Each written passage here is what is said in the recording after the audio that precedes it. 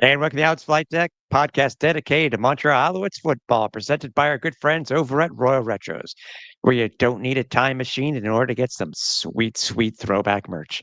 Head over to royalretros.com, use the code FlightDeck at checkout, and you will save 10% off your entire order. I'm Tim Capper. You can find me in X and Blue Sky over at Repact. That's REPPACT. You say goodbye, and I say hello. Hello, hello. I don't know why you say goodbye. I say hello. I'm Cliffy D. You can also find me on X and on Blue Sky over at Cliffy D. You really should have sung that one. You know what? Exactly. Ever since my man over at CFL News kind of gave me the gears over Lionel Richie, I'm like, no, I'll keep it spoken word. So that's just for you, pal. Auto-tune. Ooh. All right, I'll keep that in mind for the next song. Okay. I'm sure there's other hello songs out there, right? Yeah. Exactly. We're in a lot better spirits than where we were on Friday night. That's for sure. I would like to apologize right now to the entire pig that I just ate, because bacon does make it better. But my goodness, we had to eat a lot of bacon to forget the absolute disaster that took place at Percival Molson Stadium this past Friday. Yes, indeed. And as I said, I was very muted. If people saw me post game, just ask Andrew from over the Turf District podcast. I'm very rarely animated, but when something pisses me off, oh boy, watch out.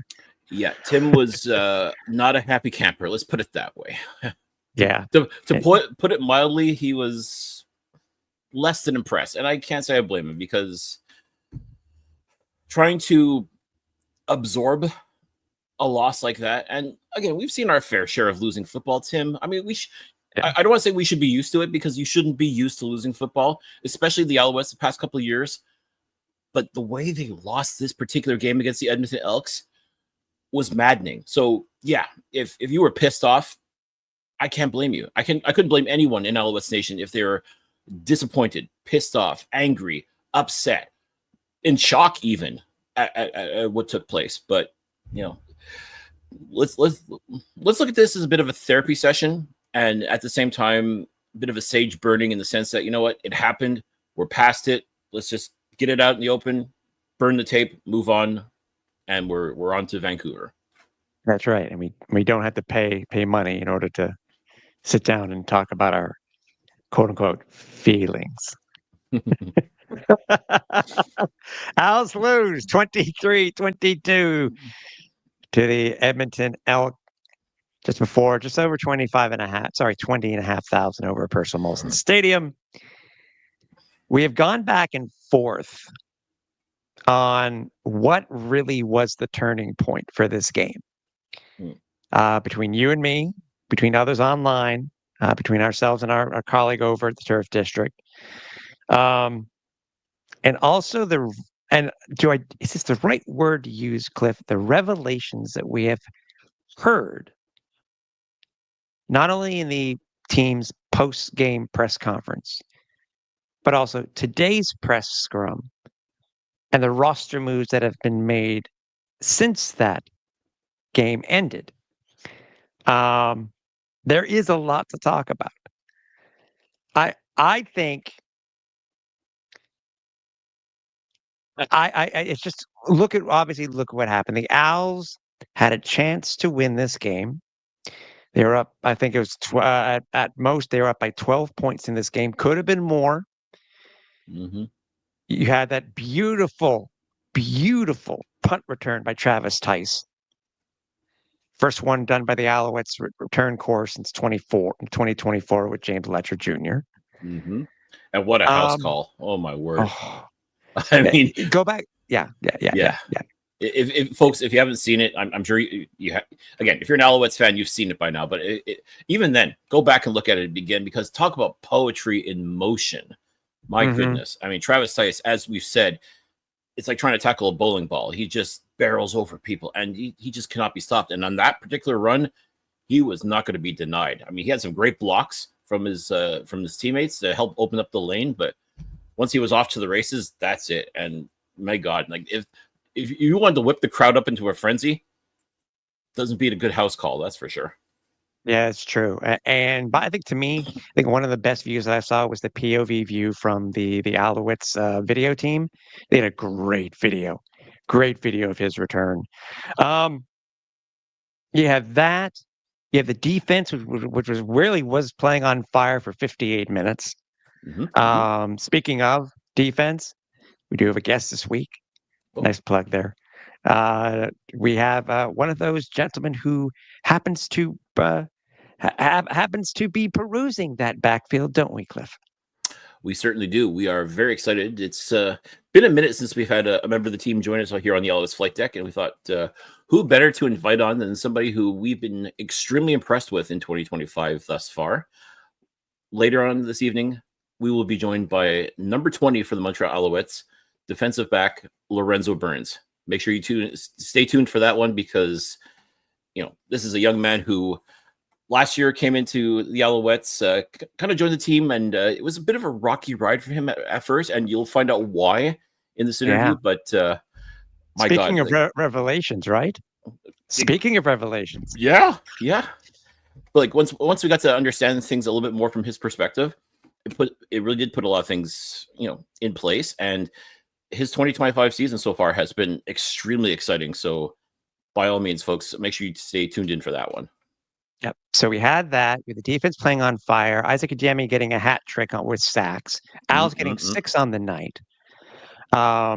Showing little to no love to Cody Fajardo, and or at least defensively, they weren't showing a whole lot of love to Cody. But yeah, tell that last drive. That's what we're going to be talking about too. Yeah. And then there is in what I would determine. Well, also the ineptness of the Alouettes offense, only scoring their second offensive touchdown in the last 3 games, which is concerning because this is pushing back to last year almost, when they were going through that rough patch after starting the season at 10-1. And this is where my turning point is, that when we'll talk about if you agree or disagree on this one. The Alouettes are driving. They're within the Elks 30, getting close to the end of the first half, and MBT throws a pick 6. Instead of the Alouettes being potentially up 16-4. At the very least. At least. Could have been. It's 13-11. And it was a pass that should not have been thrown. Again, the revelations really coming out at halftime, which we'll talk about, and then finding out more of this just today. That the Tyler the fumble by Tyler Snead. That was a backbreaker too. It was a missed field goal too. That all he had to do was bring out the ball and just bring out the ball. And now you're left to wonder too. Unfortunately, he got popped by Niles Morgan, I think it was, for the Elks. Yeah. Lost the ball, and essentially it was almost like recovering a punt, basically, because the Elks were going to try, I think it was a 56-yard field goal or a 55-yard field goal. Yeah. And Vincent Blanchard missed it. So, of course, Tyler Snead, who's in the end zone, returns it so that you don't give up the rouge, God forbid. And unfortunately, and again, hindsight's always 20/20. He should have just taken the knee, given up the single point, and let the Alouettes start on their 40 or 30, I should say. Instead, he gets rocked, coughs up the ball. Edmonton recovers it, and the Elks, with Cody Fajardo and I believe Keon Julian Grant, former Alouette as well, connect for their first of, bury the lead here, 2 touchdowns that ultimately iced this game for Edmonton. Now, going back to those two particular plays, as I said, many we've talked to post-game have given their thoughts on what was the turning point. I honestly think it was that MBT interception for a touchdown. To me, I think that's what it was. Do you agree, or do you think it goes more or less to the fumble on the missed field goal? Without question, and again, with the benefit of hindsight, it was the beginning of the end. And I will say, that first half of Alouettes football, you had, as you talked about, stellar defense. Like the defense was truly on fire. They were doing everything they can to make Cody Fajardo and company's life a living hell. And for the most part, they did. Special teams, obviously, with Jose Maltos Diaz kicking 2 field goals, Travis Tice with that excellent house call. They were rocking. The Alouettes had the momentum on special teams, on defense, but the offense by itself was practically non-existent. I mean, they just couldn't get very much going. I mean, thank goodness for that touchdown and those 2 field goals, because otherwise they'd be down. At that point, it would have been 4-0 instead of being up 13-4. But the Alouettes, as you said, were threatening to score again. At the very, they could have gotten another touchdown, or at the very least another field goal. And then McLeod Bethel Thompson reaches back, throws the ball right. I swear to God, there was nobody else around him. He threw it right to Tyrell Ford of the Elks, who just went on a run all the way to the end zone, scoring that pick 6. And watching that happen too, like the helplessness of watching that happen, and everybody around us, it literally took the wind out of our sails. And next thing you know, it was anger and frustration. And why did you make that throw? What the hell were you thinking? What MBT, I think, was having a very difficult night as it was. Offensively, he just couldn't get very much going. But that was just inexcusable. Like, what the hell? I mean, that throw was just garbage. How? Why? I mean, I have a feeling he was trying to connect with Charleston Rambo, and there may have been miscommunication. Well, there definitely was miscommunication. There's no question about that, because Charleston Rambo was there was literally no Alouette around.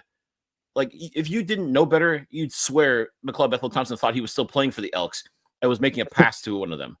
That's just how egregious that pass. You said that was a pass he shouldn't have thrown. 100% he should not have thrown that, because all he had to do was just take care of the ball. And if all the Alouettes could muster was a field goal at that point, okay, that's better than nothing. But that throw, that pick 6, I hate to say it, but I think that pretty much iced him. That iced McLeod Bethel Thompson as a quarterback in this league, because there's no one going back. That was completely unforgivable. And at that point too, it's kind of funny, because this past Friday, WWE SmackDown was at the Bell Center, which is a good reason why a lot of our usual people that we see at the game weren't there, because they're wrestling fans and this is their chance to go see wrestling as opposed to seeing the Alouettes. So, all right, not the move I would have made, but hey, you do you. I think back to, and I used to be a wrestling fan back in the day. So, I mean, when I think about this analogy, if there was a sign in the crowd, you remember back in 2006, I think it was an ECW event, ECW/WWE event, and there was a sign in the crowd that said, "If Cena wins, we riot." I would have loved to have seen I could have envisioned a sign, "If MBT plays, we riot." That was the consensus right now, because aside from the game in Calgary, which ultimately the defense and Jose Maltos Diaz pretty much won for him. He just happened to be at the right place at the right time. Let's call it what it was. MBT has not looked good at all. No. He's been mid at best. I think I'm being generous when I say he's been mid at best and horrendous at worst. And this past Friday, that errant throw, that horribly malcalculated throw, that was it. I mean, I never want to see this guy on a football field again. I'm sorry, but he is just doing a disservice to his teammates, to his organization, to the fans, to everybody. And I don't know if he's got that kind of self-awareness that he realized he effed up in a major way. But in a lot of ways, Tim, I can understand why a lot of people would think that was the backbreaker. That was the turning point, if you will, for that game against Edmonton, was because at that point the momentum was basically gift wrapped and handed to the Edmonton Elks. And okay, yes, The Alouettes did manage to put more points on the board. Obviously, a change at quarterback had to be made at that point because there is no way in hell. If MBT went back out in the second half, I think we would have seen that riot, quite frankly, at least in our section anyways, because people were fit to be tied. And that second half, to give another wrestling reference, that second half, MBT was, you can't see me. Well done. And yeah, when the Alouettes came back out for the second half, magically, I again, maybe it was an angle, maybe it was I see where you're going with this. Let's do this. Let's finish up because this is more of a storyline. And it works very well into the wrestling thing you brought up. It really is a storyline. So let's talk about what happened at the end, and then we'll talk about why we didn't see MBT for what we thought were obvious reasons, and again, we hear other whys through two different post scrums. Mm-hmm. The real nail in the coffin, which was talked again today by Coach Moss in today's scrum, by the way, which they didn't have practice today because of weather. Mm-hmm. So they're going to be going on one day practice for heading out to BC. Always a recipe for success. Yeah. Is that the Alouettes had pinned after scoring it was a field goal. They kicked off. It was late-ish in the fourth. At that point, it seemed that the kick was a great kick, and it was being played hot potato by the returners for Edmonton. Mm-hmm. Actually, it sailed past them. Yeah, and it put them about between the 20 and the 25-yard line. Well, flag, offsides, Alouettes, re-kick. That kick, that penalty alone, besides being a 5-yard penalty, also cost the Alouettes another 20 yards. So instead of the Elks starting at the 20, between the 20 and the 25, the Elks started at the 45. Mm-hmm. And the rest is history. Yeah. Cody went on. Cody had his late game drive, and as we talked about before, winning pass and touchdown to Keon Julian Grant. I mean, I said this on Flightdeck Live. It's kind of a poetic fashion in a kind of twisted, abstract kind of way for Alouettes fans, but for the two former Alouettes who helped this team get to and win the Grey Cup in 2023, that those would be the two individuals that ultimately sent the Alouettes packing. And I guess if you want to call it, got their revenge, even though, Keon Julian Grant chose to leave this team via free agency, whereas Cody Fajardo wanted to stay. And he had said on numerous occasions he wanted to retire a Montreal Alouette. Was denied that. Instead, traded to Edmonton in the hopes that maybe he'd get a chance to play. He'd get much more of a chance to play than he would as backup to Davis Alexander, which, again, I don't think that dynamic truly would have worked. And for all these people that want to know, how could the Alouettes trade Cody Fajardo? Couldn't he? He was a backup in Edmonton. Why couldn't he be a backup in Montreal? Again, totally different dynamics. And of course, hindsight being 2020, if we had known that Davis Alexander was going to be hurt, then obviously, yes, it's a different story altogether. But suffice to say, I mean, with each passing day, especially since Davis is going out on the 6-game list, this trade for MBT with featuring Cody Fajardo, it just looks worse and worse for the Alouettes. And we tried to understand it. We tried to justify it. We tried to, you even said in MBT we trust because of his pedigree, because of everything he's done in the past. But this year, I mean, and I go back all the way to training camp, he didn't look nearly as impressive. But preseason he was practically a ghost. But okay, he's saving it for the regular season. That's fine, no problem. And God forbid if Davis Alexander gets hurt, he'll be ready to go. We believe that. And we've gone through that storyline again. First game against Hamilton looked like a deer in the headlights. Couldn't get things going. He was getting more rushing yards than his 3 running backs. All that stuff. Okay, you can give that game we'd give him a mulligan for that one. By the way, it even goes back to the game prior to that when he came in for Davis Alexander. He still wasn't impressive. Not really, but he didn't have to be. At that point, Davis Alexander and the Alouettes had built up enough of a lead that all he had to do was just not F up. And he didn't. He did okay. But you're right. Still not impressive there. Then you go back to the BC loss, the last second BC loss. Again, not on him. I will say that. I mean, there's other factors in play as well. Not on him. But the loss against Saskatchewan really, I think, shone a light on just how inept he has been as quarterback for the Alouettes. I mean, the fact that there were no offensive points other than 2 Jose Maltos Diaz field goals. I even said at the time, like, how do you, what did he do to deserve another start? At that point, why wouldn't you put in Caleb Evans versus the Edmonton Elks? Because I'm sorry to say, MBT doesn't have it. And I don't think playing against the team that traded him away, essentially, was going to make a difference. I don't think it was going to light that fire into him and he was going to, show them up, just like Cody wanted to show up the Alouettes, allegedly.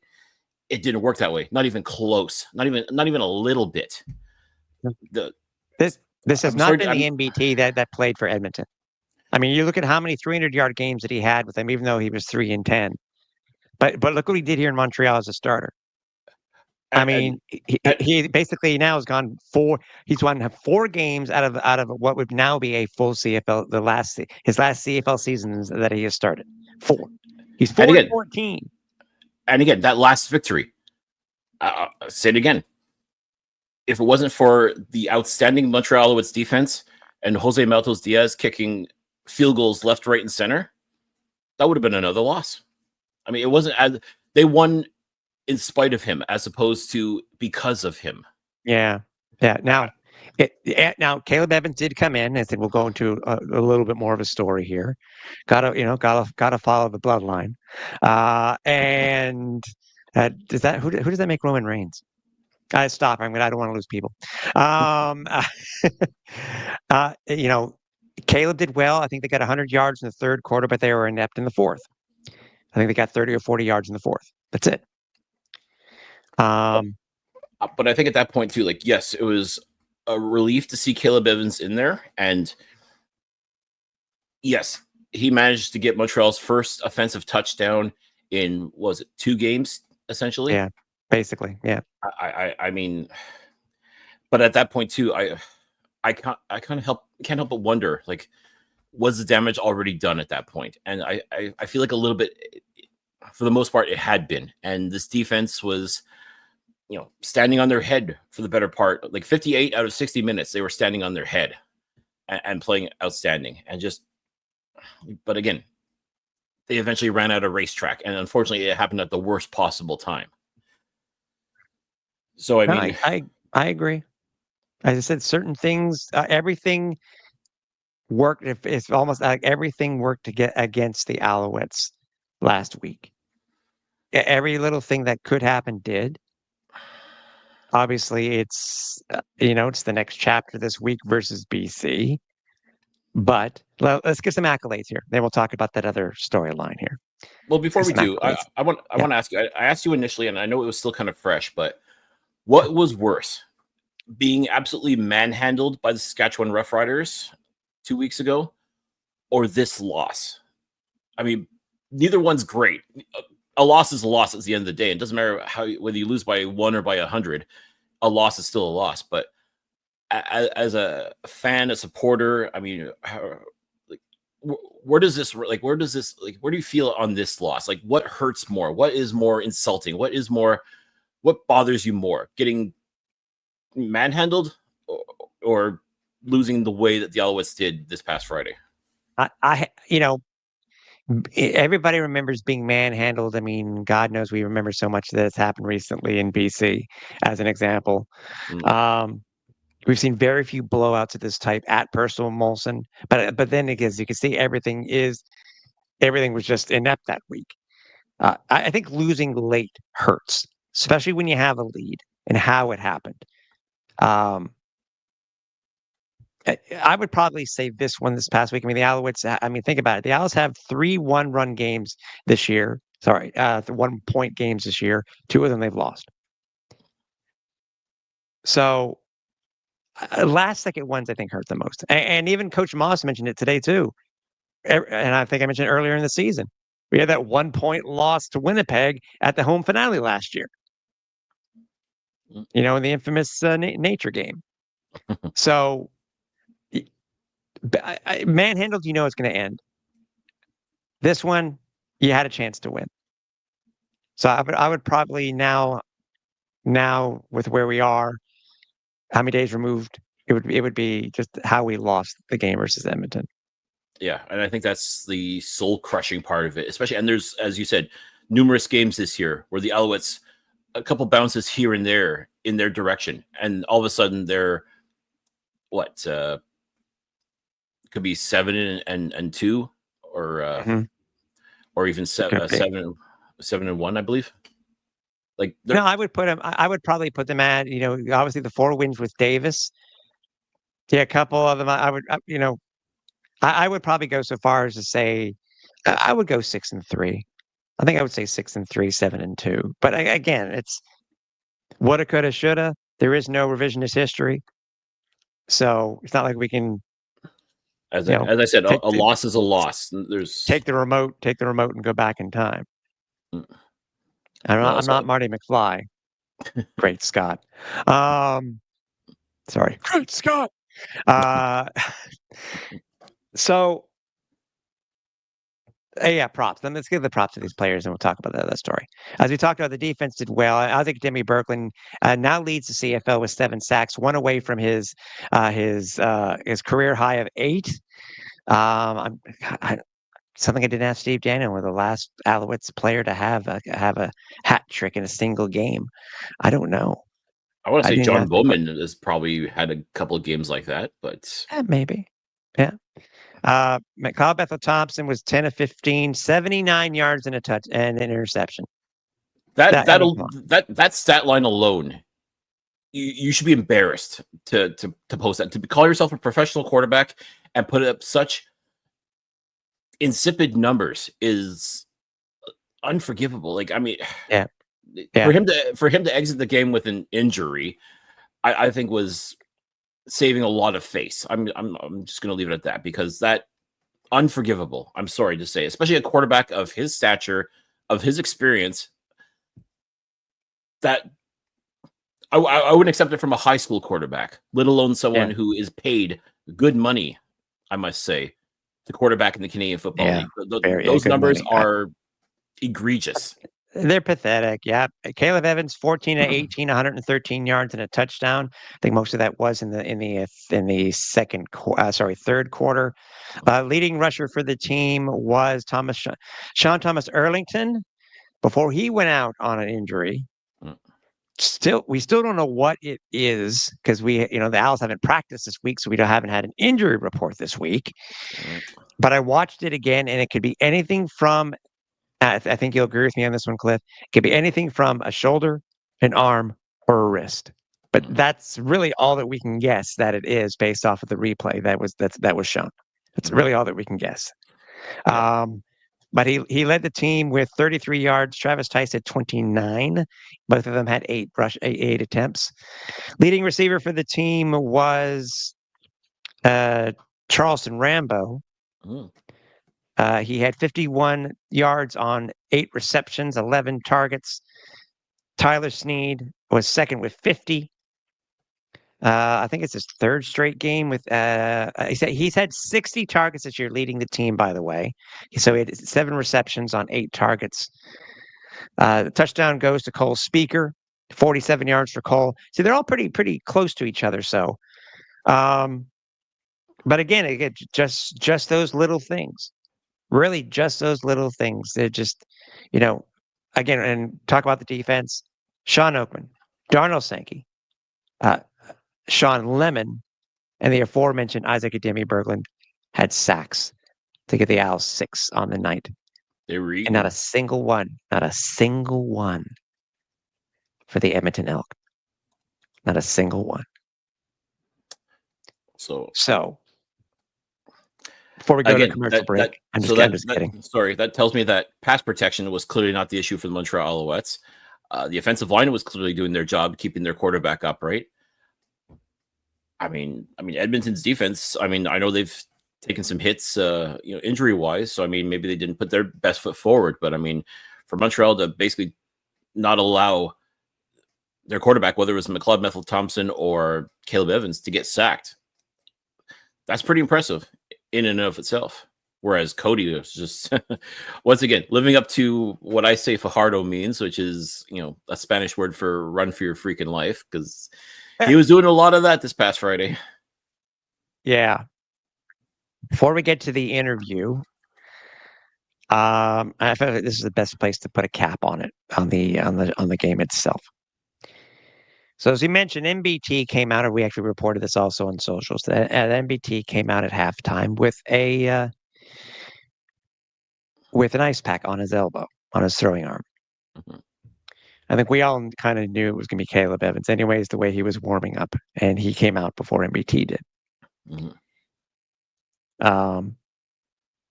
We ended up finding out via the post-game press conference from Coach Moss is that they had made the decision based off of how poorly MBT was playing. And it seemed to be that was going to be that was the narrative at that point, because both you and I noticed after watching it, there's not a single mention of his elbow injury. Not a single mention of it. I'm surprised. I don't even remember if local media that was in the scrum asked the question. I don't think it was asked, which I found strange in itself too. I Then think we it was. find out. I think it was. I think the poor play of MBT in that first half, I think, overshadowed any injury concerns or any sort of, because as I said, I think a lot of it was trying to save face for MBT by saying that he was injured. I mean, Now, if you can do it right, do it right. Remember, not everybody's watching the show. Cliffy's going quote unquote injured. air quotes. I mean, Air quotes. and I'm sorry, like, based on that pitiful performance, I mean, unless he truly hurt, again, even if I were to try to play devil's advocate and say maybe when he threw that absolutely awful pick six, he hurt something in his elbow at that point. I mean, if you said something like that, could I believe it?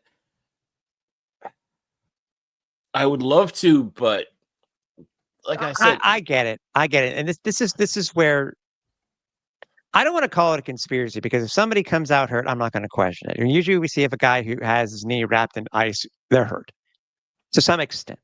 yes. But I think what gives us a little bit more traction is based off of the press conference that was held today. I guess we can't say it's post just press conference, but anyways, that was held at the Big O. And Coach Moss mentioned, and this is the way it sounded to me. And if anybody disagrees with me, please, please at me. Is that I understood it that MBT has been, and this is kind of quote unquote, has been fighting an injury for a little while. That said, go back and watch today's. It's on YouTube on the Alouettes YouTube page. But that's how it came off to me. So if that's the case, that he was hurt to start, or has been battling through stuff, and we understand players will battle through stuff. Look what Davis has done. Look what Mac has done. Look at all the guys have done. Yep. But if he's been hurt for an X period of time, why the hell wasn't Caleb Evans inserted into the starting lineup? Because as of today, MBT has been placed on the 6-game injured list. The only positive, I guess, for him is that he's still going to get paid his full contract, and it doesn't go against the cap. Yep, and maybe that's a. I'm trying to think of the word for this, but I mean, it's you know what? If you recall, Tim, back in 2022, when our man Vernon Adams was pulled after going 2 for 4 against the Toronto Argonauts, yeah, he was magically also placed on the 6-game list. with an injury, air quotes for those that are just listening to the podcast. And ultimately, he was eventually dealt to the BC Lions. I mean, is this some sort of foreshadowing, perhaps, by the Alouettes? Is this the way to sort of get MBT off the team? Because I'm sorry to say, but he don't got it no more. I mean, that was painfully obvious. And I'm with you in the sense that if he was battling an injury, and let's play devil's advocate. Let's say he was battling an injury, and that's why he hasn't played like he did when he was with the Edmonton Elks or even the Toronto Argonauts. Then it really does beg the question: why the hell did you not go with Caleb Evans, especially after last year when Cody Fajardo came back from his injury towards the tail end of the season? It was obvious too he was dinged up in a bad way. You had Davis Alexander, who had proven himself undefeated as a starter, and you went back to the guy who was injured. And I don't want to say he cost the season for the Montreal Alouettes, but at the same time, one can't help but wonder if Davis Alexander had been inserted into these games, could the Alouettes have won them?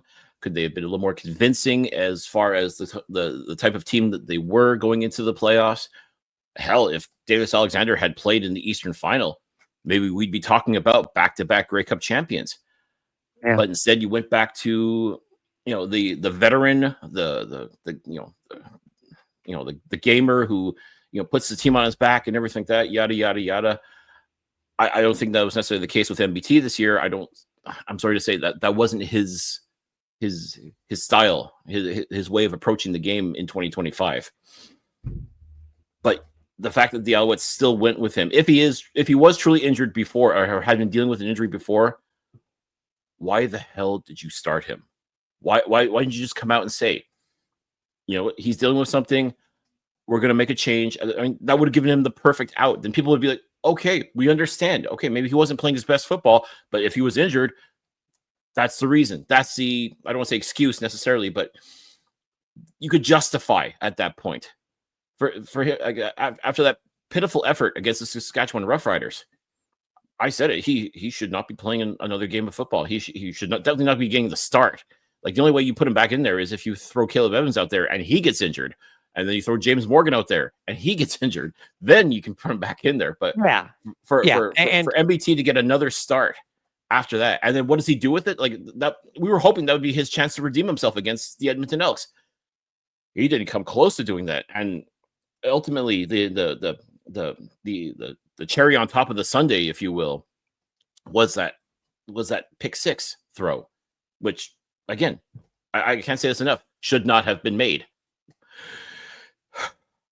So for the Alouettes to come out and say he's been dealing with injury for some time, if that's the case, it's really not a good look. It really makes me question a lot of things now. And I don't know. I really don't know what to say at this point, other than now this team has to go. This stuff that we usually hear at year's end, like we did last year when we heard that Cody Fajardo had broken his ribs in Ottawa and continued to play, and it kind of made us, media and fans alike, question, well, why? Hindsight, and now that we know this stuff, we just happen to find out now. Mm-hmm. But when you have a potential chance of being able to do it, do it. I mean, yes, the Alouettes have made a move. They pick up another quarterback, which we'll talk about after the interview. But it's we're not to say it did seem suspicious at the time with MBT coming out, having the ice on his arm, and then nothing being said of it post game. That made it very suspicious. But then other than Coach Moss talking about, he would not be playing next week. The team would be going with Caleb Evans. Yeah, and then getting this revelation this week, just a couple days later. So again, we don't question if somebody says they have an injury. We don't. But just sometimes the narrative just how it comes off sometimes makes everybody wonder. Everybody. I reached out, and this is just I'm just leaving this as is, and I'm being as vague as possible on for particular reasons. I was speaking with a media member about the same exact thing, Cliff. And I'll just give this part of the part of the answer. It was a two letter answer or a 2-letter comment. BS. How else would we feel? How are we supposed to feel? I mean, it's funny when you're winning games like the Alouettes were doing earlier this year and looking as dominant as you were, you can control the narrative. When you're basically gift wrapping games and victories to your opponents, you kind of lose that right. You have to own it. You have to stand up and say, you know what, we made some terrible decisions. We zigged when we should have zagged. I don't care what, but you got to own it. And again, start putting your best foot forward. I mean, it was clear as day that MBT was not the answer. You know, as far as relieving Davis Alexander goes, you've got 2 other quarterbacks, and they're young, they're mobile, they need reps, they deserve the opportunity to showcase what they can do. And hey, they could have just easily lost as much the same way. But you know what? Sometimes you just got to do something. And what would have been the worst case scenario had Caleb Evans played that game and won against the Elks? That what you're trying to show up MBT? I don't think that can't be the narrative at all. No, it's what's best for the team. And coach knows this. Coach has always preached that. He's always preached that. Next man up, da-da-da-da-da. Right.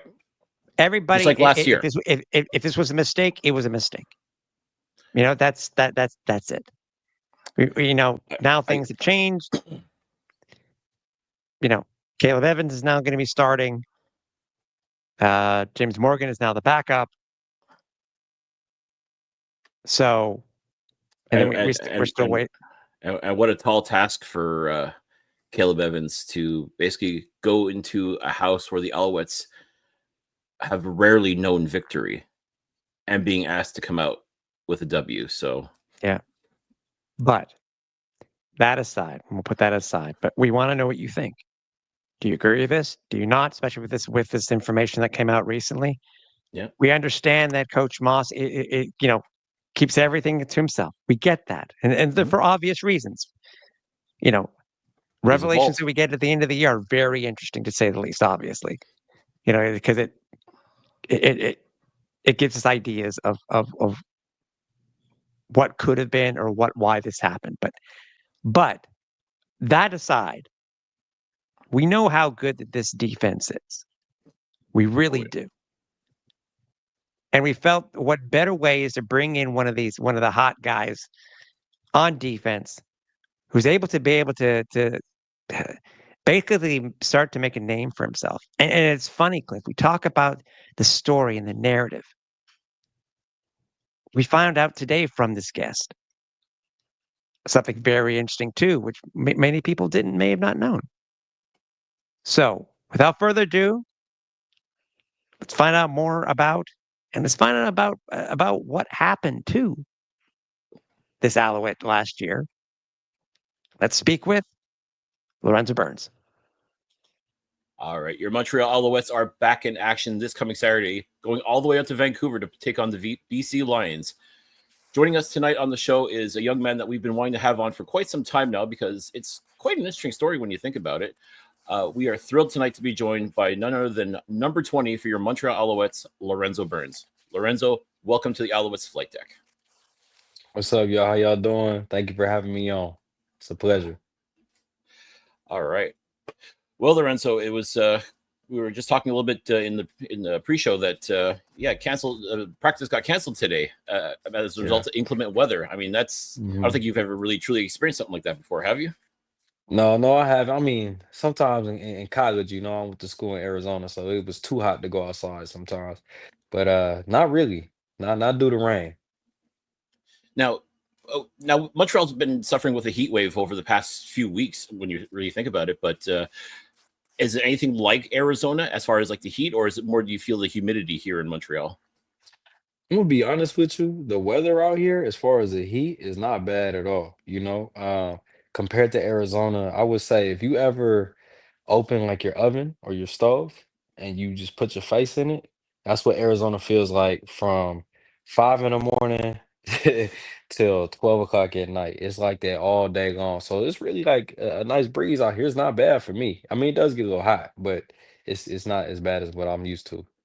So you're in a relief of being here. You chose the best place to be, possibly. Oh yeah, yeah, yeah. It's a breeze. It's a breeze for me.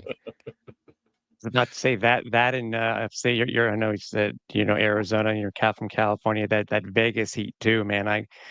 That's some crazy stuff too. So I mean, Yeah, yeah. where so you went to Arizona. I mean, are you from Arizona originally, or where else where do you grow up? Honestly, I'm from a little bit of everywhere.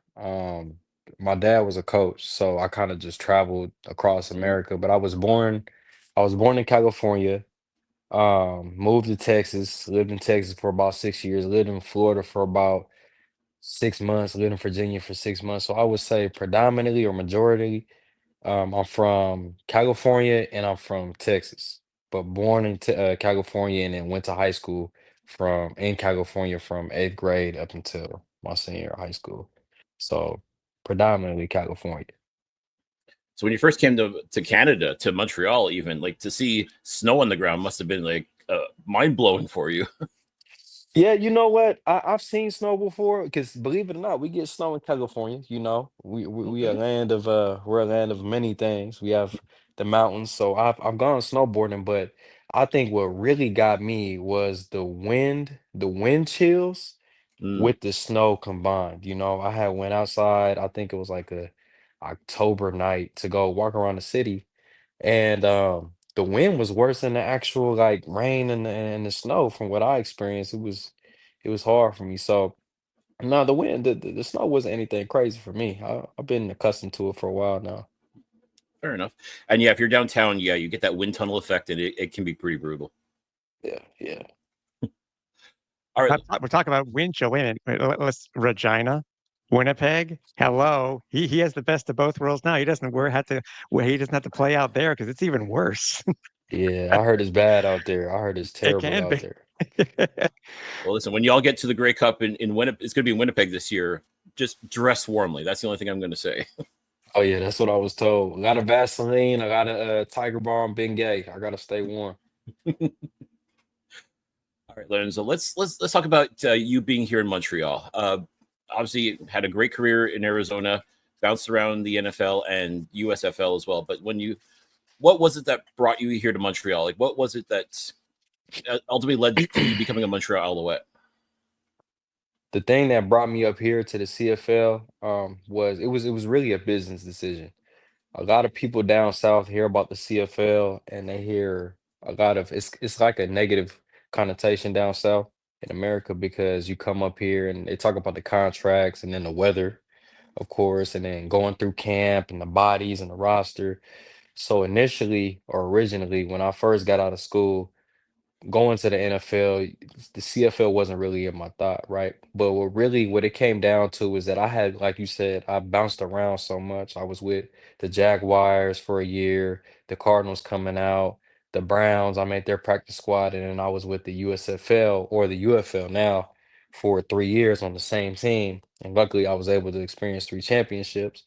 Mm, And it was just the ability to have the opportunity to make more money in a way and make a career out of what I'm doing. Because in my lifestyle or in my position, um, undrafted players in the NFL, they bounce around a lot, right? So you get brought in for camp, you go through the process, you do everything you can, and you might be able to perform the way you need to, but it might come down to a numbers thing. And that's why I was released from Cleveland. And in the USFL or the UFL, you might be able to perform at the top of your ability and be the best in the league, but you won't get a pay raise. You won't get an extended contract. It's just you'll come back and make the same as everybody else. And on top of that, there's no pension, life insurance, and it's 3 months of football, which is great. The spring league is a great league, but it's 3 months of football and then you're back at home after that. Whereas you come up here, and I've talked to a lot of people. I've known some people who played in this league before and had experience, and they said it's a great experience. Number one, you're in another country, another culture. The style of football is amazing, from what I was told before I came up here. And then you do have the ability to create a career out of it. You know, some people play like Son Lemon. I think he's like 36 right now, 35 or something like that. He played for a long time up here, right? So I heard that, and I decided to take a gamble. You know, just believe in myself and bet on myself, and that's what anything is. You know, that's what everything is in life, is just taking a gamble on yourself. But what really came down to the decision is I had a workout with the Detroit Lions before I came up here in August, and the workout went well, but they didn't decide to sign me. So I talked to my agent. I said, you know what? Before I make a decision to stop playing football, I'm gonna utilize every outlet I think I can do, right, or use. So I said, let me go try the CFL out and make a career out of it, and that's exactly what happened. And I haven't looked back since then. The rest, as they say, is history. Exactly. How Now, was it that it was actually Montreal, Lorenzo? Was it that Danny Machocha reached out to you, or was it one of the coaches, or did you happen to know some former players that you may have known who played in the CFL? Why specifically Montreal? Well, I think it's with anything. The way this profession works, it's like a dating app. You know, you put your name out there and you get to see who takes interest in you, right? So then you go, maybe you go on a date and then you see if you're a match, right? So, but luckily, I kind of knew somebody before. Coach Thorpe, he coached in the USFL the first year, he was our special teams coach. So I met him through there. And then my defensive coordinator last year, Chamberlain. I don't know if you guys know that name. mhm. Yeah, Oh he yeah, Okay. was the head coach for Toronto, I guess, when they won a Grey Cup or something like that. And he was telling me about it, and then he knows Thorpe, so it was conversations there. But my agent really put out the word, and then it so happened to be that Montreal had my rights, and Thorpe was here. It's like a perfect fit, perfect match. So that's how it kind of went down. that makes the transition, I think, a lot easier when you know somebody like Coach Thorpe and you know what his style is like. So I guess being able to get into his system probably is a lot easier than say with somebody else. All right, definitely smooth sailing. I think it also Now, goes to show too, Cliff, that in knowing that Montreal had his rights, now that the negotiation lists are more transparent. If we had been able to see the lists back then, and in I guess we could say in 24, we may have seen Lorenzo's name on there. But now knowing that that's how he got there, it's. I mean, had you heard about that type of thing, Lorenzo, with the negotiation lists and stuff like that? Because it's obviously it's not something that you would usually see. I guess it's territorial. I guess it's something in the UFL, and obviously the NFL is the NFL. But Right. were you surprised the team already had your rights? Actually, the thing is coming out, there was somebody that was in my hometown. He was a scout for the CFL, and he would kind of update me on like, and my dad is also a football coach, so all he does to do is talk about football 24/7. So we just talking about the different outlets, and we were talking about Canada, and this is when I was, I think, with the Jaguars, and we just talking about it, having a conversation about it, and we were talking about the negotiation list, like.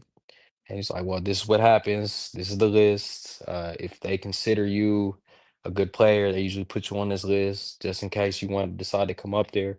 So when I heard the news, it was like, oh, okay. That's pretty nice that my name was on the list for a while. So okay. Now let's talk about your first year in Montreal last year. You came up kind of towards as Montreal was going through a bit of their, I will say, bit of a slide. Did you find that a little hard trying to get into the rhythm of the team, considering that they were already established and they kind of had their goal in mind, but and you had to sort of tag along for the ride? Did you find that to be a challenge for you, or was it just something that you just knew you had to do? well, by this time I've been into enough places now where you just have to go there, learn the culture, and it's a business at the end of the day, right? And luckily, the organization is a great organization. The players are very great. They welcome me with open arms. They made it a smooth transition for me. But just being a professional athlete in this profession with football, I've been in some places where I fly in, work out, get signed on a Monday, practice on a Tuesday, Wednesday, and then play on a Thursday, you know? So it's just about it's about staying ready, being able to adapt, adjust, pick up things on the fly, be very quick, be mentally sharp, be physically ready, and just at the end of the day, win the game. You know, perform so you can help the people around you achieve that one goal that everybody has in mind, just win that game, you know? So it wasn't anything difficult for me. It was just something that I've been used to, and I knew that I had to come in and get the job done, and help my teammates out. What was it like, with your very first CFL game? Because, obviously with everybody who plays in the Canadian game for the first time, there are a couple of things that you have to get used to when it comes to gameplay. What was it like for you? Honestly, I I would say this, the position I got put in on defense was easier to transition in because corner, yes, you do have to deal with the waggle and watching all of that go on. That was like, wow, but it's easier to transition that way. I would say what really got me was when we played Ottawa. Was it Ottawa? Yeah, it was Ottawa. And I was on kickoff return. And I saw, because, down south, you have to stay still, stagnant on kickoff. They went they took everybody from the right side and brought them to the left side, and I was supposed to block a certain number, and when the ball got kicked, I got goals. I didn't block anybody. I'm not even gonna lie. I didn't touch a soul. So, but that took some time to adjusting to the rules, the field goal rule, I guess, where we score, they don't have to, go on kickoff return. Mm. The 3-minute clock, I had to get used to that. The goalpost being in the middle of the field. But when it came down to just straight ball, it wasn't just because I'm at corner, I'm on the outside. Now, if I was on the inside, it might be a little different. But because I'm on the outside, it's simpler out there. And I look at it as okay, it's just football with a bigger field. It's like down south, one extra person, a little bit more movement. But at the end of the day, it's just football. Some of the same concepts happen, some of the same coverages are ran, some of the same plays are made. So that part wasn't hard for me, honestly. It's more like the rules and the big field. It's little things, but if you don't pay attention to them, they become big things. Right, right, exactly. Now, when it comes to what we've seen from you so far, as I said, 2024, I guess, was sort of an adjustment period, but I find in 2025 you have really come alive. Like I feel like you've really mastered, for lack of a better term, I think you've really mastered how it is here in the CFL, and you've been playing some pretty outstanding football so far. What do you think's been the biggest adjustment you've had to make from last year to this year, besides changing your number, of course? Yeah, that was probably the biggest one, changing the number, getting out that 43. Honestly, besides just understanding like the the width of the field, last year I came in pretty banged up, right? Because I played a year and a half of straight football before if I really do the math correct, because in 2023, I was with the Browns during training camp, right? Mhm. Or let me rewind. I was in the spring league in 2023. We finished in July of that year, right? And I had 2 weeks to rest. Then I ended up getting called to Cleveland, right? Where I was in training camp from late July until late August. Made the practice squad. I was on practice squad for about 2.5 weeks. Then after that, when they released me, I had workouts from like October till November, right? So I had to stay in shape. And then shortly after, I had to report to camp late January, back to the spring league. So I went back to the spring league after that, played another 12 games, got done in June, maybe had a month and a half off, had to work out with Detroit, and then came up here. So by the time I came up here, my body was just physically exhausted, you know? So being able to have the recovery time this offseason and get my body back to where I needed it to be, I think that's what made the biggest difference because I just feel healthier. I feel like I can move better. I feel I can transition better doing certain things because your body is your business, and when your body is not running well, then your business isn't running well. So I think that's the biggest thing for me. 100%. No, this year I think I've really seen a marked improvement from what we saw last year, and now that we know that you were running yourself ragged, dude. I mean, that's Oh yeah. that's tough. But Uh-huh. what we've seen this year has been absolutely sensational. We definitely have been very impressed what we've seen out of you so far, and Thank you. Thank you. things are just going to keep improving as far as I'm concerned. Especially, I know you were banged up a little bit, but now you're back on the field and you're back doing your thing. So we're, not we don't set expectations too high, Lorenzo, but we do expect you to be at a certain level, and I have a feeling that as time goes on, you're going to achieve that, if not exceed it. Oh, thank you. I appreciate that. It's all what y'all believe too. We feed off of that too. And at the end of the day, we need to bring home that cup for y'all too. That's the most important thing. We'd be nice. We'd be nice. Not gonna lie. Like we got to enjoy it 2 years ago, and let me tell you that once Uh-huh. you get a taste of that championship lifestyle, you're like, you got to keep going with that. So Yeah, yeah. That's all I've been hearing about. I think we want to ask is obviously we saw was last weekend. We know you guys are. It's mid-season. We understand what's happened. I mean, injuries can really be hurt. I know you've had to go through it this year too. You had a mini bout with an injury, but after last week, I'm curious to know. Obviously, you've played in places that that hold thousands and thousands of fans. For you being in Personal Molson for the very first time, and also after seeing what the crowd was like last week, what's your impression of Personal Molson and the fan base here? I love the fan base here. They very into it. That's what you want. You want a fan base that's passionate about their team, and then that expresses it. Because if not, we don't want to be like an empty stadium. You know, now you going out and playing like you a COVID game, like a high school game, So, they fans. They gonna boo. They gonna cheer when things are good. They gonna boo when things are bad. But at the end of the day, I know when we win and we bring that W home, we bring the cup home, we beat a rival or something, they gonna be cheering for us. So it's an emotional game, and I respect them for feeling the way they feel. I would be the same way if I was a fan, to be honest with you. So I get it, but I do like it. I like the atmosphere.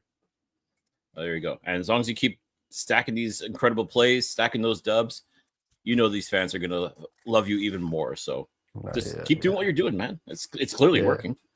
yeah, yeah. That's the plan. Before we let you go, Lorenzo, if anybody wants to follow you on social media, how do they do so? Yeah, they can just follow me on Instagram at Lorenzo Live too. And I don't really post too much on there. So it's almost like following a ghost. I post every once in a while. So, but that's where they can find me at. All right. There you go, Alouettes Nation. You heard the man. Show him some love. Give him a reason to post a little bit more, right? So Yeah, there we go. awesome. Lorenzo, this was a blast. Thank you so much for joining us here on the Alouettes Flight Deck. Best of luck to you this coming Saturday against the BC Lions and for the rest of the season as well. Looking forward to seeing you again at Percival Molson Stadium. Thank y'all for having me, man. Look to seeing y'all soon. Narrative.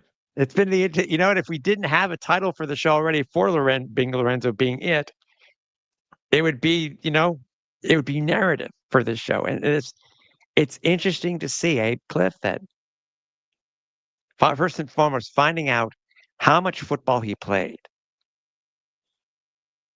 and just how worn down his body was kind of gives us, that inside look on why he wasn't. Now we know why he wasn't his best when he first came here to Montreal last year. And you and I were pretty critical of him, just like we've been critical, back in 2023 of KB Anento, 2022 of Wesley Sutton. Fair or not is certainly up for debate, but those guys that we mentioned got their act together, turned it around, and now are invaluable members of this organization. And there's no doubt in my mind that Lorenzo Burns, I think he fits that narrative now. He is now that guy that has figured it out and has now been playing some pretty outstanding football. And when it's all said and done, I would not be surprised if Lorenzo Burns has a moment or two, kind of like Wesley Sutton and KB Anento, that's like makes everybody stand up, take notice, like, holy cow, that was amazing. I am so glad this guy's on our team. again, without question, Lorenzo Burns has definitely been that guy so far for the Montreal Alouettes, and I think truly the best is yet to come. So we are so thankful we were able to have him on the show this evening. Thanks again to Lorenzo. Make sure you show him the love on Instagram, folks. And as always, we say this all the time, but Lorenzo, thank you again for joining us. And you, as always, you are welcome back on this forum anytime you want. Exactly. Don't forget, we are on social media. You can find us anywhere. All the podcast aggregates should have us there. Just do a search for Alouettes Flightdeck. If you also want to find us elsewhere, it can be also on X or on Blue Sky over at Alouettes FL Deck, on Facebook over at Alouettes Flight Deck Pod, and Instagram and YouTube over at Alouettes Flight Deck. Speaking of YouTube, make sure that when you do go there, that you like, subscribe, hit the bell button to know that when we do go live, whether it be for our post-game show, Flight Deck Live, or one of our shows, podcasts are available to you. Again, not only can you find Flight Deck Live there, but you can also find the broadcast version of the show and the audio version there also. It is, you know, there's more than one reason in order for you to subscribe to YouTube for sure, for sure. Also, we do have our yearly meetup. Thanksgiving coming up. I know we're talking. I know it's August, but we still got to talk about it now. Do you want Ron rep some merch? Something from the If You Know You Know line. I don't know. The Big Mac shirt, Cartoon Bird 56. Head over to flightdeckgear.ca and get your merch there. And also, do want to make sure that we do thank our presenting sponsor once again of Royal Retros, where if you go to royalretros.com and use the code Flightdeck at checkout, you will save 10% off your entire order. And I know I missed it. All archive is over at alouettesflightdeck.ca. All 9+ seasons of this show. Yeah. If you miss something, make sure you check it out. And as always, if you love the show, tell a friend, tell a coworker, tell everybody. If you don't love the show, tell us. Let us know how we can make this experience better for you, because this is what we do. And this is why we do it, is for each and every one of you that watches, listens, however you consume the podcast. We are here for you. So if you don't like what we're doing, let us know. But if you do like, then yeah, get the word out, please. And thank you. Exactly. Okay. We're talking about with all the this show is an entire storyline of what has happened over the last couple of weeks. And as with wrestling, you always get new characters here and there. Well, the Alouettes did make some transactions today, Cliff, didn't they?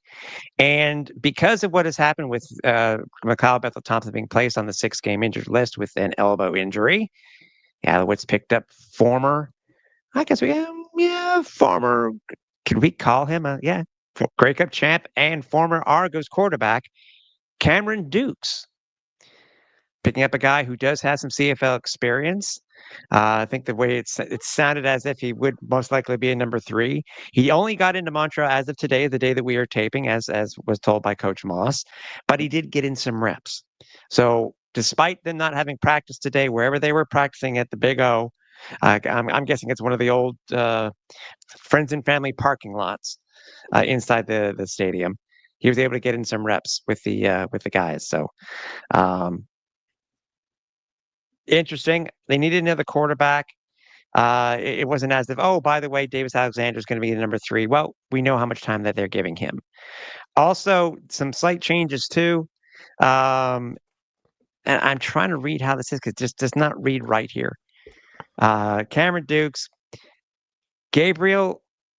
Can you confirm this, Cliff? Is Gabriel Lassard still on the roster or not? Because they have 2 different things for him here, which I don't understand.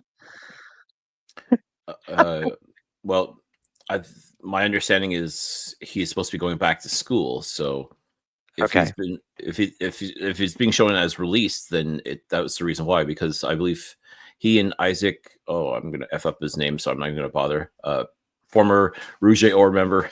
There's a few guys that are going back to school, and the Alouettes will draft picks. The Alouettes will retain their rights so that they can go back to playing for their university team, go back to school, and this time next year, hopefully they'll be members of the Montreal Alouettes. But those guys that were being at least in camp. Yeah, because it's weird because they had Gabriel Lasarbi transferred to the 6-game injured list, but then they show him being deleted from the active roster, and then they had him being added to the 6-game injury. So that's why I was asking the question because he showed up 3 times here, which I thought was really, really strange. Also, a That guy that transactions came page can be a real. yeah, I know, I know. Also, a guy who really had just less than a cup of coffee with the Alouettes, Brandon Dandridge, former Red Black, released. Um, He Also, never even Byron saw the Vaughn. field. I know Byron Vaughn's also released too. He got a slight cup of coffee with the defense. Weird, weird. Um, I think picking up at Cameron Dukes is a smart idea. Has a little bit of starting under his belt, a little bit of again a little bit of CFL experience too, and it's going to help. Considering again he is technically the number 3. I had said this on social media earlier today. I don't like this move. I love it. I think if you're going to go after a former Argos quarterback, this would be the one to go to. Or Byron Scott, who we got to meet at Grey Cup last year. Great guy. And also a pretty solid quarterback in his own right. But hindsight's always 2020. But I mean, if you're going to go for a former Argos quarterback, you would have gone after Cameron Dukes more than MBT, in my not so humble opinion. But this is a move that, the Alouettes absolutely had to make. And I'm extremely glad they did, because going into this game against the BC Lions, we know it's going to be Caleb Evans starting. We know James Morgan is going to back up. But the question that did beg the question, well, will the Alouettes have a third quarterback? So the answer is now, yes, they will. And it's going to be Cameron Dukes. I don't think I was going to expect him to start, barring something horrendous happening to both Evans and Morgan. Yeah. But and that would be a very tall task to ask of this young man, as he's going to start learning the playbook and the system and how things work in Montreal. But I think this is a great fit. He is an absolute baller. I think he's shown in his time in relief of Chad Kelly. I mean, he was not terrible. I mean, he did not play a very good game against the Montreal Alouettes, but in fairness, I mean, this Alouettes defense will carve up just about anybody and everybody in their path. But I think if Cameron Dukes is given the opportunity to come into this system and learn, I think he will fare a lot better than what MBT unfortunately did here in Montreal. I think Cameron Dukes' style is a lot more similar to what you would see from a Davis Alexander, or to a lesser extent, Caleb Evans and James Morgan. So I don't think it's going to upset the apple cart by any stretch of the imagination. And whether or not he gets a chance to play in the system as we wait for Davis Alexander to make his return, only time's going to tell. But this was a move that the Alouettes absolutely had to make. And once again, Danny Machocha just works in silence. And I think even part of him had to realize, okay, the MBT thing clearly didn't work. It was not the move to make. It happened. So you're going to put him on the 6-game list because of an elbow injury. I'm air quoting again, but put him on the 6-game list to save face. And you got to go out and get somebody that can fill that void. And as far as I'm concerned, Cameron Dukes is going to do that. And we'll see what happens as far as how quickly he gets onto the field. I mean, if Caleb Evans tears it up and James Morgan does a great job in relief as well, he may never see the field, Cameron Dukes. But I think this was a move that absolutely had to be made. I'm glad it got made. And this, I think at this point now, Alouettes Nation can breathe a little sigh of relief, but you're still hoping and waiting with bated breath for the return of one Davis Alexander, because I said it before and I'll say it again, this team plays so much differently with number 10 behind center as opposed to ultimately anybody else. I agree.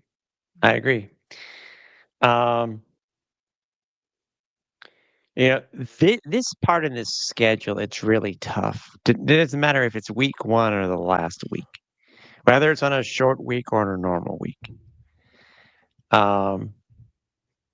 Storyline over the past couple of years has always been the same. Is that the Alouettes do not play well in BC. Period. Death, taxes, and the Alouettes losing at BC Place. 3 things you can set your watch to. But we do go through the steps. There's always, there is always a hope that they're able to pull something out. Caleb has never started against BC.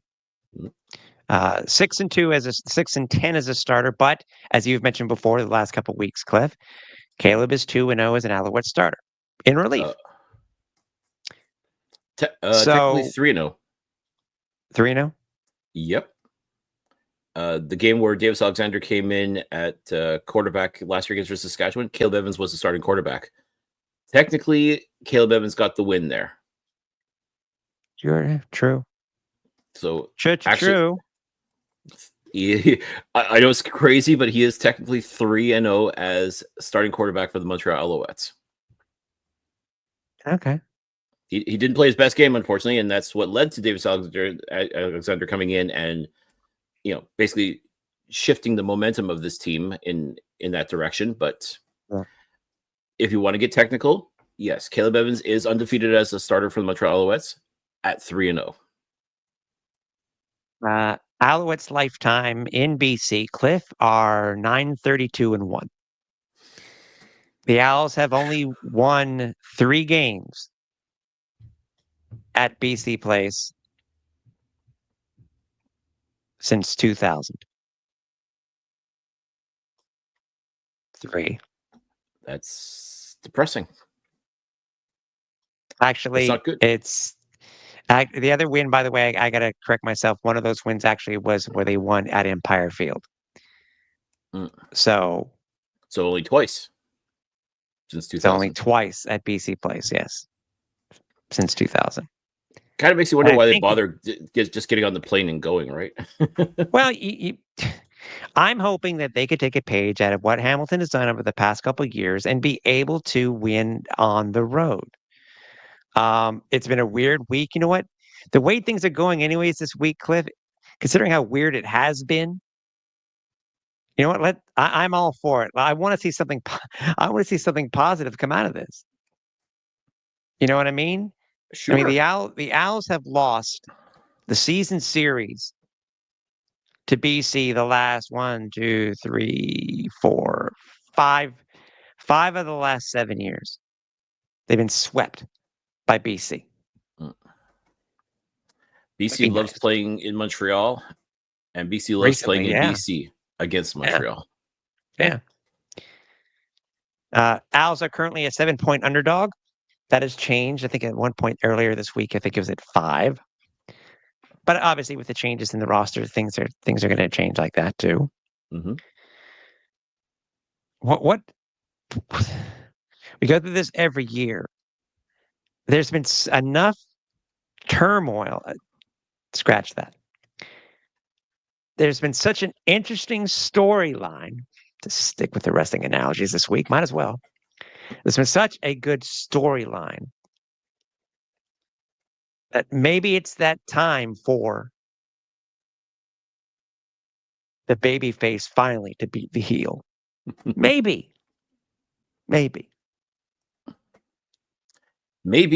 But let's take a look at the BC Lions. They've got Nathan Rourke, who has been, I don't know, was he had like 5 400+ yard games this season, if I'm not mistaken, or at least in the past 2 years. Yeah. Yeah, 4 out of the last 5 games. Getting that win against the Hamilton Tiger Cats, that was for lack of a better term, a true cat fight. That was a knockdown, scratch him up kind of fight. But they got the dub in Hamilton, in overtime, no less. But I mean, they had to fly all the way up to Hamilton and fly back home. So I mean, we don't know what their rest and recuperation was like. But again, Montreal's going to have to go the same thing, 3 time zones. I mean, that can't be an excuse though, because I mean, Hamilton and Toronto last year, they did the same thing and they won at BC Place. Hamilton earlier this year won at BC Place. Right. And we're talking about weird storyline. What's the Owls record so far out west? They're undefeated out west so far. This is very true. A very dominant win in Edmonton. A tightly contested battle in Calgary. This is very true. I mean, they travel well. They've been traveling well for the most part this year. Mhm. The Hamilton being the one blip on the radar. So there is that. MBT will not be playing, so that definitely does give the Alouettes a chance. Again, BC is also not one at home this year. that too is surprising in a lot of ways. Uh, but again, I look at what BC has as far as weapons go, and the fact that they played Montreal extremely tough, and again, some would say maybe they were lucky to get out of Montreal with the win that they did this year. Ultimately, I see it more as Montreal lost the game as opposed to BC winning the game due to several factors. Yeah. I mean, if Montreal could play that same style of game with a different quarterback, mind you, I mean, yes, anything is possible, and that's what they try to sell the fan base year after year after year. But at the end of the day, numbers don't lie, and winning twice in 25 years at BC Place is undeniable. And like I said, we want that babyface win. We want that underdog to make something happen and shock the world. And believe me, it really would shock the world, I think, at this point for the Alouettes to go into BC Place and escape with the win. I mean, definitely nobody's expecting them to manhandle the BC Lions. But even if you squeak out a win, I mean, even that in and of itself would be, a shock, a real bona fide shock to the system. Yeah. Considering, as I said, the three things in life are guaranteed are death, taxes, and the Alouettes losing at BC Place. Sooner or later, that narrative is going to change. Sooner or later, the Alouettes are going to find a way to win. But I mean, we've been saying this now for years, like literally years. I mean, ever since we've been doing this podcast, the Alouettes have lost at BC Place. Just to put in perspective. Yeah. Hoping for a slobber knocker. Let's take a couple of chair shots. And let's climb, let's have a TLC match. Let's go ahead and climb that ladder and grab that win. That's what we need to do. Again, things are different this year, slightly at this time of the year for the Alouettes, especially out west. The storyline, it's weird. uh, I'm sorry. I'm going to have to do it. But this time around, heading to BC, Cliff, it's time for the Alouettes to finish their story. Agreed. And again, you don't have a Cody on the team to help finish the story, but you've got a young quarterback in Caleb Evans who can get the job done. He has shown in the past. I mean, let's not forget back in 2023, playing the Ottawa Red Blacks in Ottawa, his former team. It was tough, but this team found a way to win.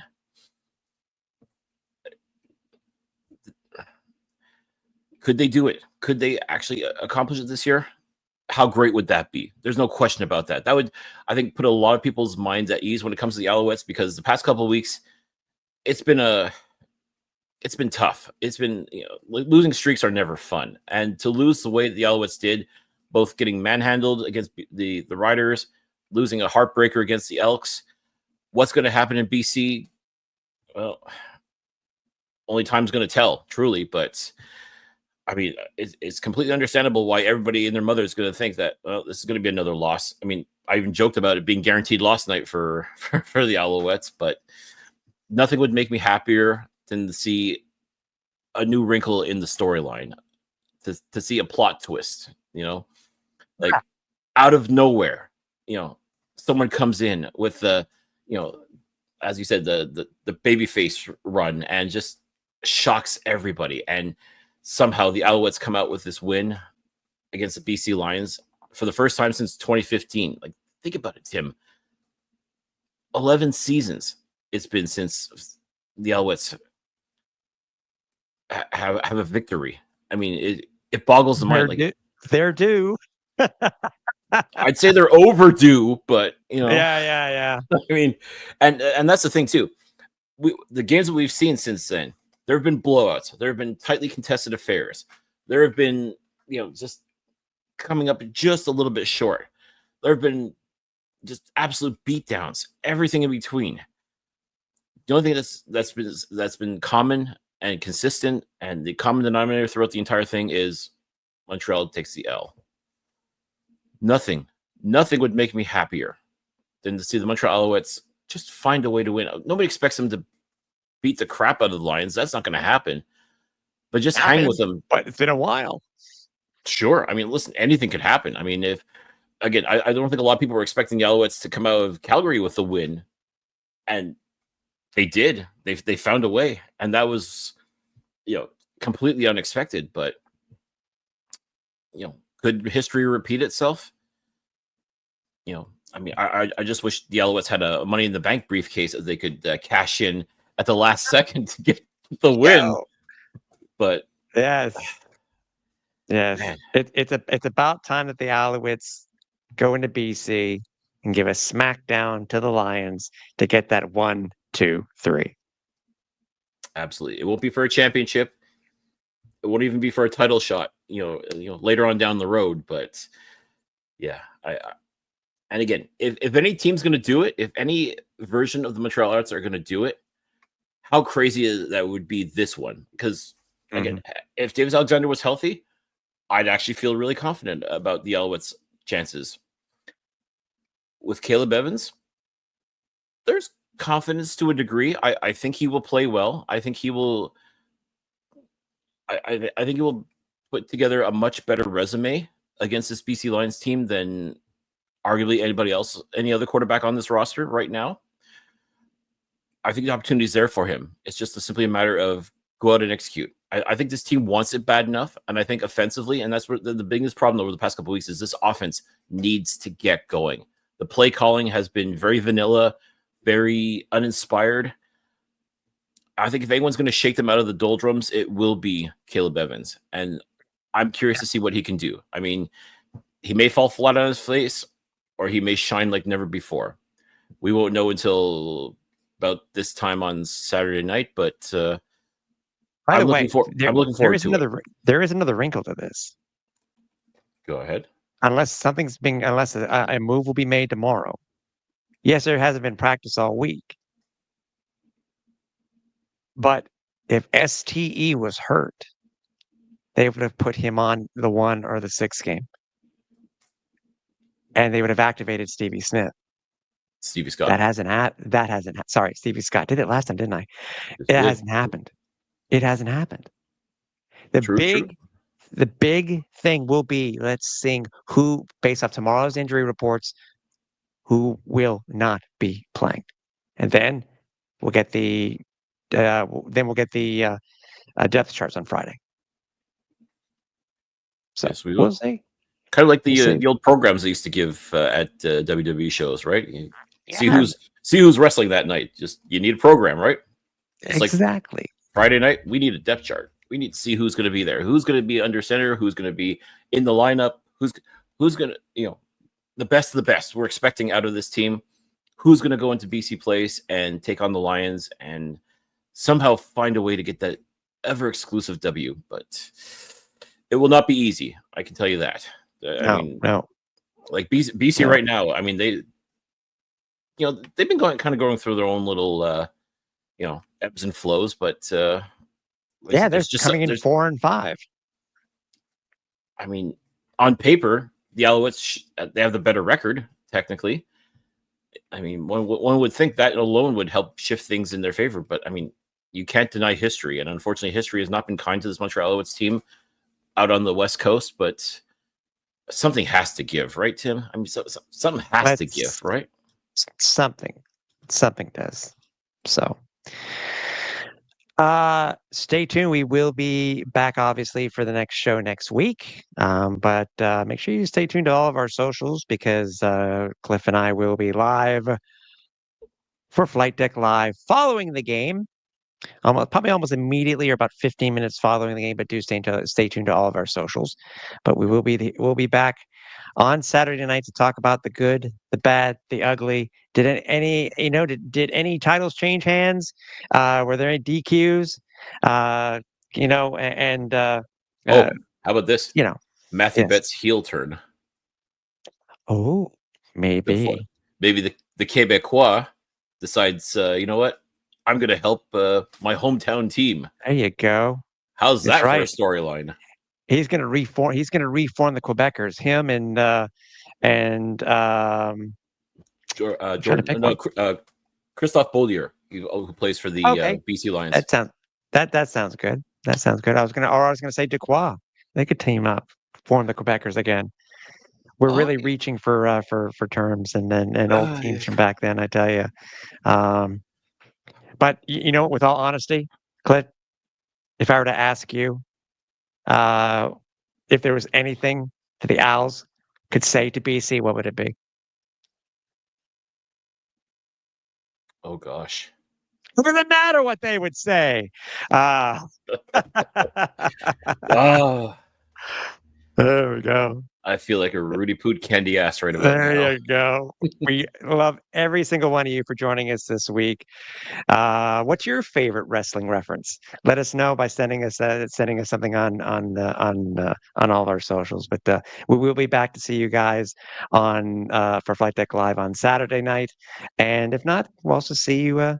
We'll see you next Wednesday for the show. So for the last time here at the Alouettes Flight Deck for Cliffy D, I'm Tim Capper. We're on Final Approach.